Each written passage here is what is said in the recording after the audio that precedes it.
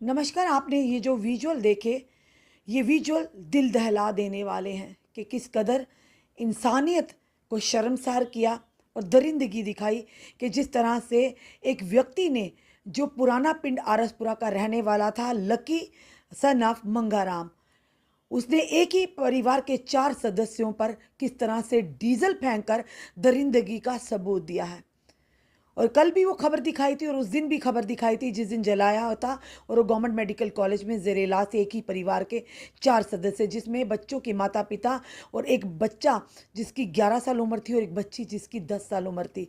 और जो विजुअल आपने देखे ये उसी में से एक बच्ची जिसकी उम्र 10 साल थी, जो 80% लगभग जल चुकी थी, आज उसने दम तोड़ दिया।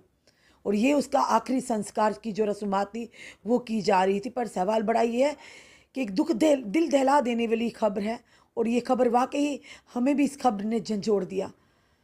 क्या वो बच्ची, बेशक उस लक्की को सज़ा मिलेगी, बेशक वो कानून के शिकंजे में है, पर क्या वो बच्ची अपने माता पिता को वापस मिल पाएगी? पिछले कई दिनों से वो बच्ची ज़ेरे इलाज थी। कल उसका ऑपरेशन चल रहा था। जब हमने आपसे ये गुहार लगाई थी कि उस बच्ची को बी पॉजिटिव ब्लड की सख्त ज़रूरत है, अपने ज़ख्मों की ताब ना लाते हुए, क्योंकि पूरी तरह से वो बच्ची आपने देखा किस कदर झुलस चुकी थी। और आज उसने अपनी ज़ख्मों की ताब ना लाते हुए दम तोड़ दिया। यानी ये दरिंदगी जो अंजाम दी थी वो पुराना पिंड आरसपुरा के लकी सन ऑफ मंगाराम ने। और बताना चाहेंगे 10 साल की मनीषा का क्या कसूर था? क्या क्या गुनाह किया था मनीषा ने कि जिस कदर उसे इतनी बड़ी सज़ा दी?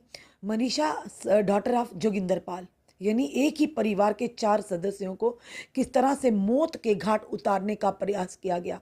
अभी भी 3 लोग ज़ेरे इलाज हैं, वो भी बुरी तरह से झुलसे हुए हैं। पर ये बच्ची ज़्यादा झुलसी थी, जिसके चलते कुछ दिन से इलाज चल रहा था। कल उसका ऑपरेशन था। जब हमने आपसे गुहार लगाई थी कि हमें कॉल आया था कि बी पॉजिटिव खून की सख्त ज़रूरत है।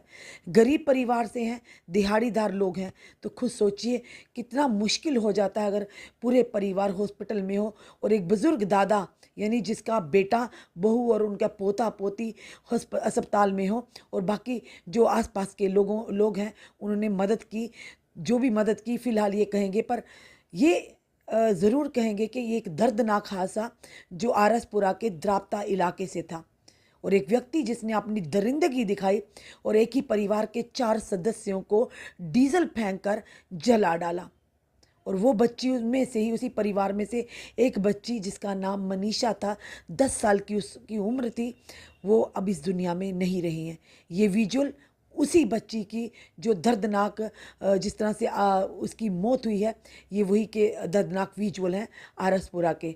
हम यही कहेंगे उस बच्ची की आत्मा को शांति मिले और उसके परिवार को इस गम से उभरने की शक्ति दी। आपने देखा वहाँ पर जो पूर्व मंत्री श्याम चौधरी जी भी मौजूद हैं और स्थानीय लोग भी मौजूद हैं उस बच्ची के संस्कार में। और किस कदर हम वो दृश्य शायद नहीं दिखा पाएंगे आपको पूरी तरह से कि किस कदर वो बच्ची झुलसी हुई थी। यानी सर से लेकर पाँव तक उस बच्ची का कोई भी ऐसा अंग नहीं था जो झुलसा ना हो। पर वाकई कोई इंसान ऐसी हरकत नहीं कर सकता जिन लोगों के अंदर, जिनकी मानसिकता ही दरिंदगी भरी हो और जिनकी मानसिकता सोच ही ऐसी घिरी हुई हो कि किसी भी इंसान को आप मौत के घाट, चाहे रंजिशें कोई भी रही हो, किसी तरह की भी परेशानियां रही हो, किसी तरह के भी मतभेद हुए हों, पर उन बच्चों का क्या कसूर?